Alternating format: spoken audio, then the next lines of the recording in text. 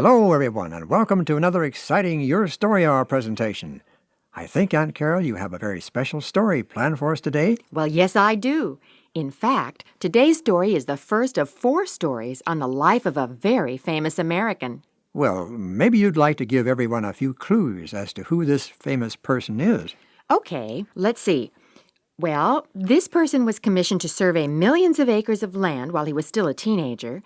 He became an officer in the Army just a few years later, and he played a major role in the formation of our country. Well, I wonder if anyone knows yet. Maybe you'd better tell us a little more. Well, of course he's probably most famous for the legend of his chopping down a cherry tree and for becoming the first president of the United States.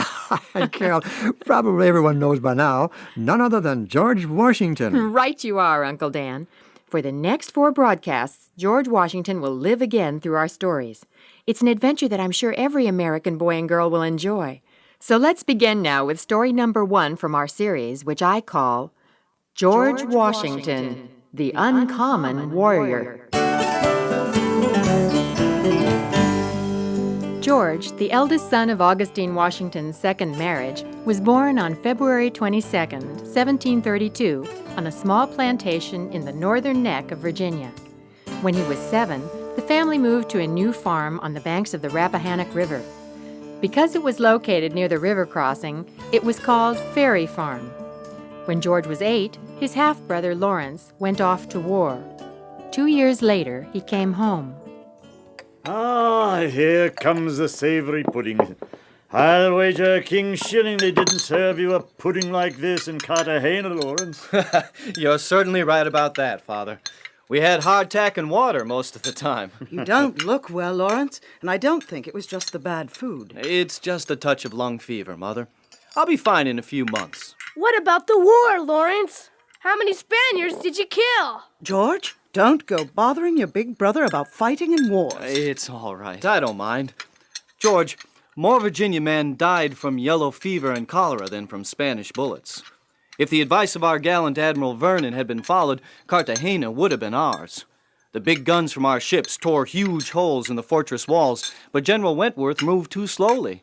By the time he finally attacked, the walls had been repaired. Were you in the attack, Lawrence? No. Wentworth only had scorn for us colonials. He thought only his precious redcoats could do the job. We were left cooped up aboard ship. Was the fortress finally taken, son? The rainy season set in, and yellow fever did the rest. We sailed away without a victory. Well, you're home now and ready to take over Hunting Creek Farm on the Potomac. Your brother Austin is back from school in England and has already started to raise horses on Pope's Creek Farm. In 1743, George was enjoying an Easter vacation with cousins who lived near the town of Williamsburg when he received an urgent message to hurry home. His father was very ill. The 11-year-old boy pushed his horse into a gallop all the way. He found his tall father lying weak and helpless on his bed. George held his father's hand while he breathed his last. Augustine Washington was only 49 years old. We are poor now, George, and you must not expect things to be as promised to you when your father was alive. For one thing, you will not be able to go to school in England. Well, we're not really poor, Mother. We have Ferry Farm with 1,500 acres and 10 slaves. As for schooling, I can learn all I need to know at Reverend Mary's school across the river in Fredericksburg. Ferry Farm will be yours when you are 21. What will happen to me then? Mother, Ferry Farm will always be your home.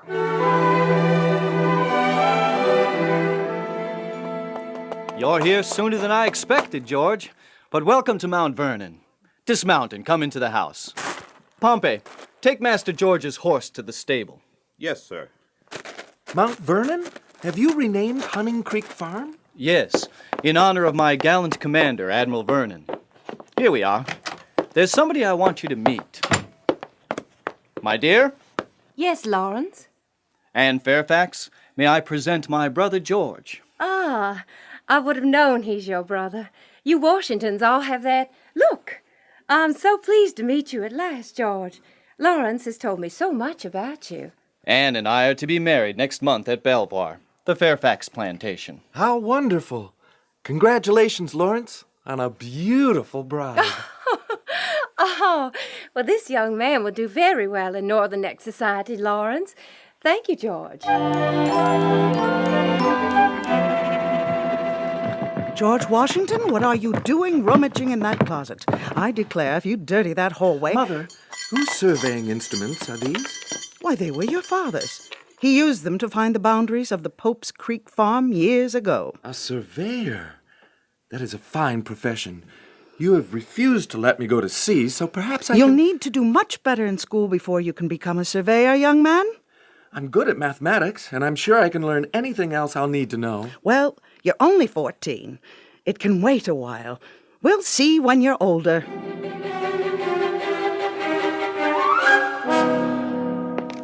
Lawrence, I have something for you. What's this? A plotting for my turnip patch, all laid out as neat and concise as any survey I've ever seen. This is very good, George. Where did you learn how to do this? I helped Mr. Byrne, a surveyor from Fredericksburg, all summer. I earned 2 pounds 3 shillings. Not bad for a lad your age. What will you do with the money? Buy brown sugar candy? No, I'm going to save it. You and Colonel Fairfax are always talking about buying land in Ohio country. I want to buy some too. You are growing up, George, in more ways than one. I can't call you little brother anymore. You're nearly as tall as I. And by the way, an important visitor is coming to Belvoir. Lord Fairfax himself. Lord Fairfax? Why, he's the richest man in England. Yes, and one of the richest here in Virginia, too. He owns more than 6 million acres of virgin land west of the Allegheny Mountains. There'll be a huge reception for him, and you are invited. Me?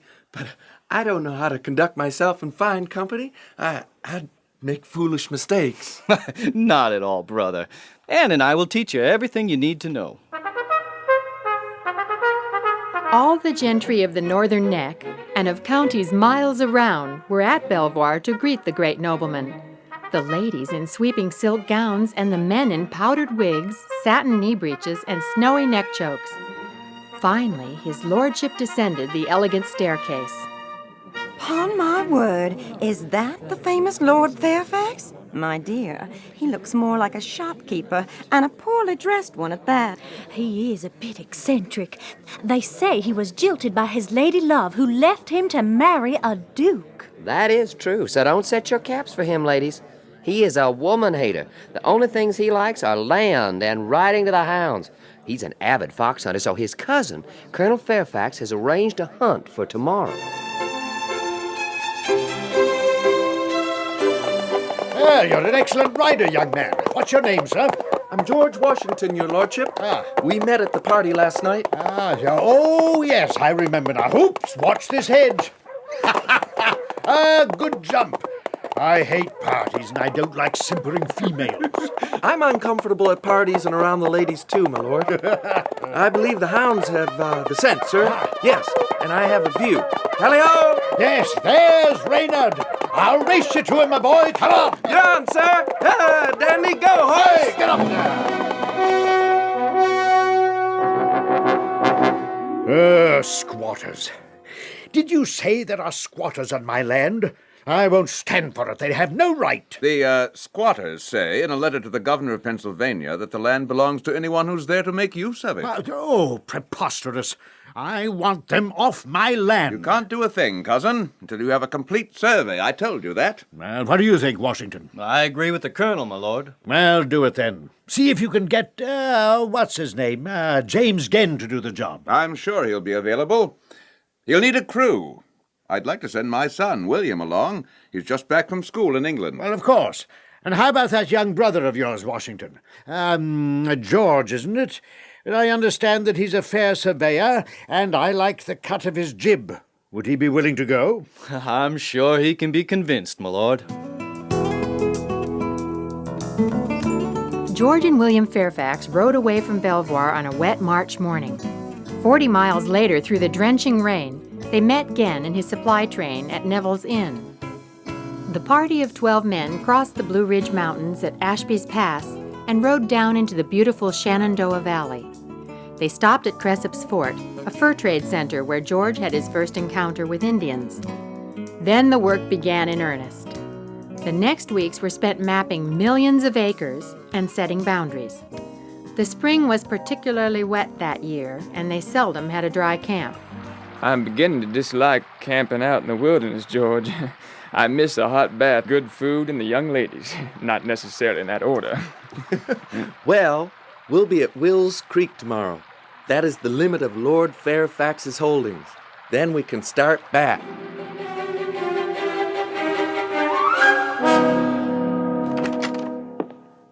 Ah, George. It's good to see you back home. We had excellent reports from James Gann about your work. Thank you, Colonel Fairfax. Lord Fairfax has gone back to England. But he also was most pleased with what you've done. He asked me to give you this. Why, sir, there's more than £50 here. You earned it, my boy. What will you do with the money? Save it to buy land, sir. I spotted some prime, well-watered land that can be purchased for £5 per 100 acres. I plan to get Lawrence to go in with me. Of course, you haven't heard. Lawrence is quite ill, and has been for several months. No, I hadn't heard. I'll go over to Mount Vernon right away.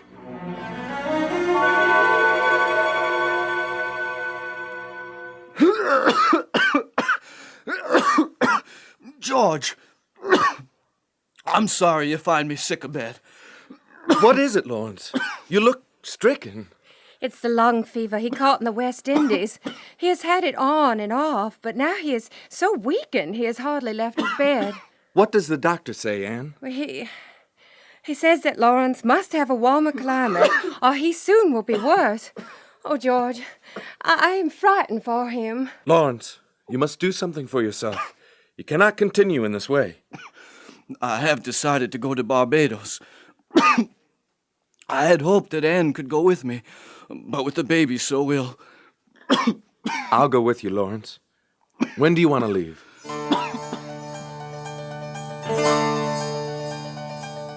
In September of 1751, George and Lawrence set sail. During the 5-week voyage, Lawrence seemed happy and hopeful. When they arrived in Bridgetown, they found the family's business agent in the West Indies had taken rooms for them in a comfortable inn and had arranged for a doctor. But the stifling climate of Barbados seemed to aggravate Lawrence's condition, and he grew weaker day by day. Then George was stricken with the deadly disease smallpox. For weeks, he was confined to his bed. But by the middle of December, he was well enough to take care of his brother again. How are you feeling today, Lawrence? Well, no better, George, in this awful heat. How are the smallpox sores? They are drying up, but of course they will leave scars. Perhaps they won't be too bad. George, I have decided on something. I want you to go home. Lawrence, no. I should stay with you. I have made up my mind about it, brother. This is no place for you. Maybe I'll go to Bermuda, where it is a bit cooler and closer to home.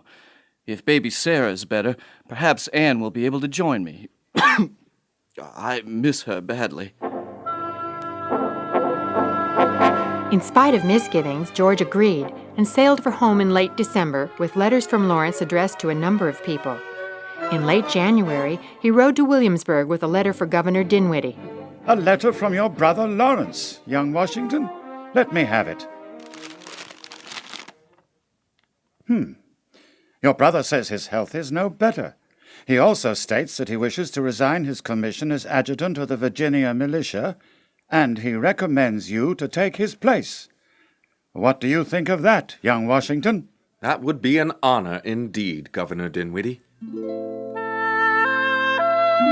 That spring, Lawrence returned home from Bermuda. As he helped him from the ship, George knew that his brother had not long to live. Putting aside his own work, George gave all his time to Lawrence and his numerous responsibilities. George, you are now 20 years old. You've grown into a fine man with a good business head on your shoulders. I have made my will, and I want you to be my executor. But Lawrence... No, let me finish. I will leave Mount Vernon to Anne for her lifetime, and then to baby Sarah. But if they should not survive, Mount Vernon is yours.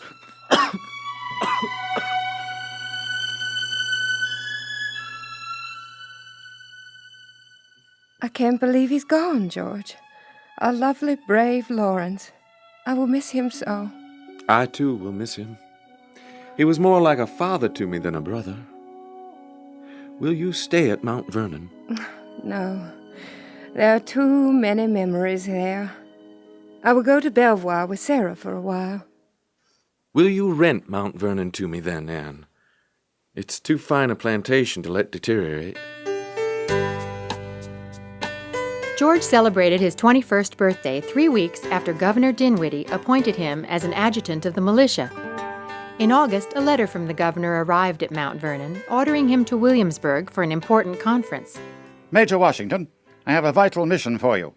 The king has instructed me to tell the French to get out of English territories and go back to Canada. You've been to the frontier.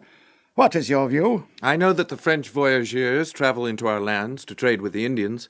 The territories are much too large to patrol properly. I don't see how we can keep the traders out. If it were only traders, I wouldn't mind so much. But now the French have started to build forts deep into our holdings, and that is intolerable, sir. That is dangerous, Your Honor. And so is your mission, Major. Now you are to deliver this letter to the French commander in the Ohio country and bring back his answer. How will I find this French commander? I have written to Christopher Gist, a well-known frontiersman, asking him to be your guide, and you will meet him and a Mr. Van Bram, who will be your interpreter, at Mills Creek 1 week from today.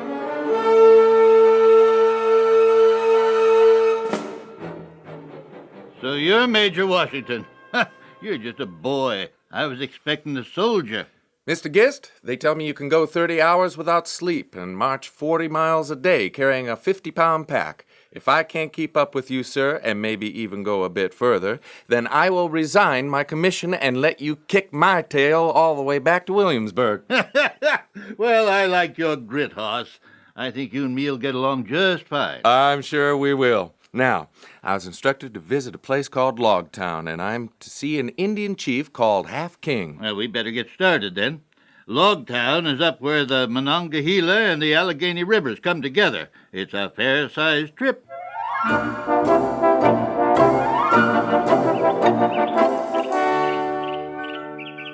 Well, there's Logtown down there where the rivers form a triangle. What a wonderful place for a fort. We must keep this place in mind, Mr. Gist. Well, let's ride down and see old Half King.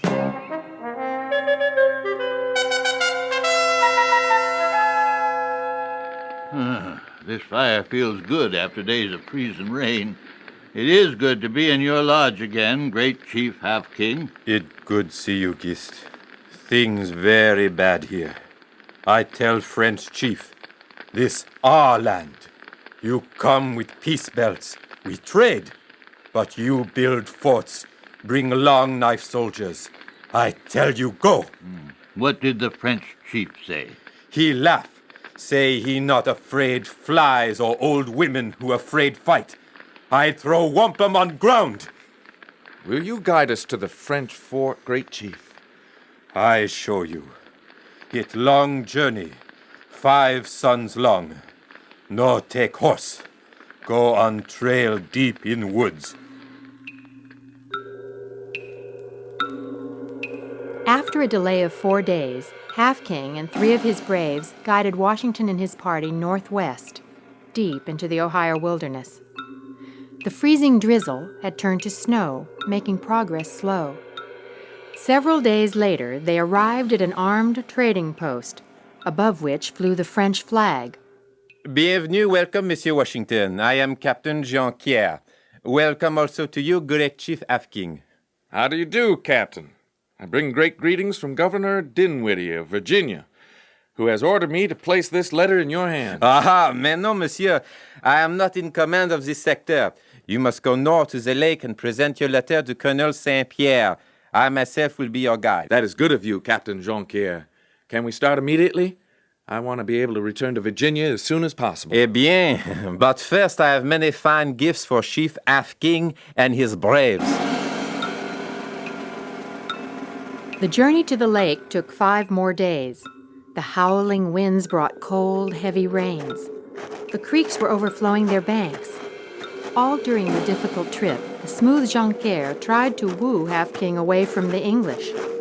Major Washington, your mission here is useless. True, the English settlers outnumber us 3 or 4 to 1, but you cannot know how quickly we French move, huh? Perhaps our English king will have something to say about that. Ah, you English. You will be too late as always. Soon we will seize the whole Ohio country. Ah, see through the undergrowth? There is Fort Le Boeuf.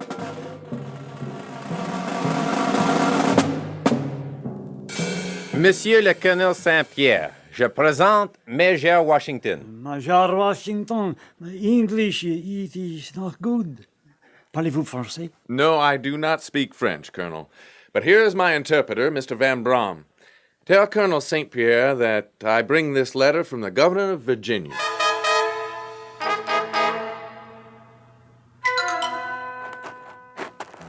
Well, Hoss, you've delivered your message. What do you think the Frenchies will reply?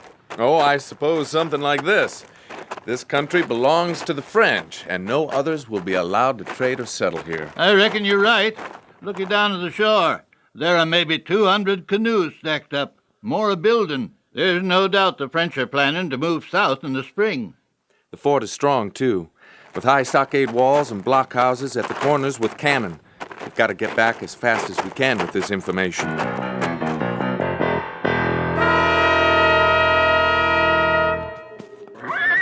Well, Hoss, the rain has turned to snow and it's getting colder by the minute. What do you plan to do? The horses can't take much more of this.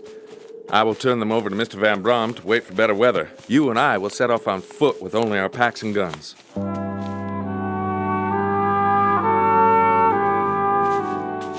I'm ready to admit, Mr. Gist, that I am becoming footsore. Oh, you're doing just fine, Hoss. My feet haven't been dry for a week, and I'm a mite sore, too. Oh, well, looky there.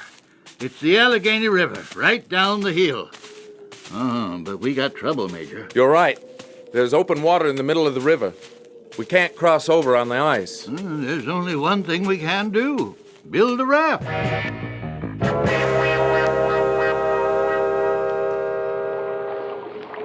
Do you think we can make it across? The current is strong. Them big ice floes won't make it no easier. But we got no choice, Hoss. Well, let's do her. Help me slide this raft into the water.